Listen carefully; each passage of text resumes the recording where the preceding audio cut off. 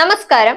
ഉരുൾപൊട്ടലിൽ ഒറ്റപ്പെട്ടു പോയ മുണ്ടക്കൈയിലേക്ക് ചൂരൽമലയിൽ നിന്ന് നിർമ്മിക്കുന്ന താൽക്കാലിക പാലം ഇന്ന് വൈകിട്ടോടെ പൂർത്തിയാകും. 190 അടി നീളത്തിലാണ് പാലം നിർമ്മിക്കുന്നത്. 24 ടൺ ഭാരം വഹിക്കാൻ ശേഷിയുള്ള പാലത്തിന്റെ നിർമ്മാണം പൂർത്തിയാകുന്നതോടെ മുണ്ടക്കൈയിലേക്ക് രക്ഷാപ്രവർത്തനത്തിന് ആവശ്യമായ ഭാരമേറിയ യന്ത്ര സാമഗ്രികൾ എത്തിക്കാനാവും. ചൂരൽമല അങ്ങാടിയോട് ചേർന്നുള്ള കോൺക്രീറ്റ് പാലം മലവെള്ളപ്പാച്ചിലിൽ ഒലിച്ചുപോയതോടെയാണ് ഉരുൾപൊട്ടലുണ്ടായ മുണ്ടക്കൈ ഒറ്റപ്പെട്ടത്.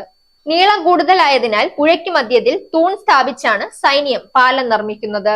ഡൽഹിയിൽ നിന്നും ബാംഗ്ലൂരിൽ നിന്നുമാണ് പാലം നിർമ്മിക്കുന്നതിന് ആവശ്യമായ സാമഗ്രികൾ എത്തിക്കുന്നത്. ഡൽഹിയിൽ നിന്ന് കണ്ണൂർ വിമാനത്താവളത്തിൽ എത്തിക്കുന്ന സാമഗ്രികൾ വയനാട്ടിലേക്ക് ട്രക്കുകളിലാണ് കൊണ്ടുവരുന്നത്. 100ഓളം സൈനികരാണ് പാലം നിർമ്മാണത്തിൽ പങ്കാളികളാവുന്നത്. ബാംഗ്ലൂരിൽ നിന്ന് രക്ഷാദൌത്യത്തിന് വേണ്ട സാമഗ്രികളും ചൂരൽമലയിൽ എത്തിത്തുടങ്ങിയിട്ടുണ്ട്. Kerala and Karnataka sub area general officer commanding GOC major general VT മാത്യുവിന്റെ നേതൃത്വത്തിലാണ് കരസേനയുടെ രക്ഷാദൌത്യം ഏകോപിപ്പിച്ചിരിക്കുന്നത്. കരസേനയുടെ 100 പേർ കൂടി രക്ഷാദൌത്യത്തിന് ഉടൻ ദുരന്തമുഖത്ത് എത്തും. മണ്ണിനടിയിൽ കുടുങ്ങിക്കിടക്കുന്നവർ ഉണ്ടെങ്കിൽ കണ്ടെത്തുന്നതിനായി കരസേനയുടെ പ്രത്യേക പരിശീലനം സിദ്ധിച്ച 3 സ്നിഫർ നായ്ക്കൾ ഇന്നലെ രാത്രിയോടെ ദുരന്ത മേഖലയിൽ എത്തി. മീററ്റിൽ നിന്ന് വ്യോമസേനയുടെ പ്രത്യേക വിമാനത്തിൽ ഇവ കണ്ണൂർ വിമാനത്താവളം വഴിയാണ് ദുരന്ത മേഖലയിൽ എത്തിയത്. Zag news, Thiruvananthapuram.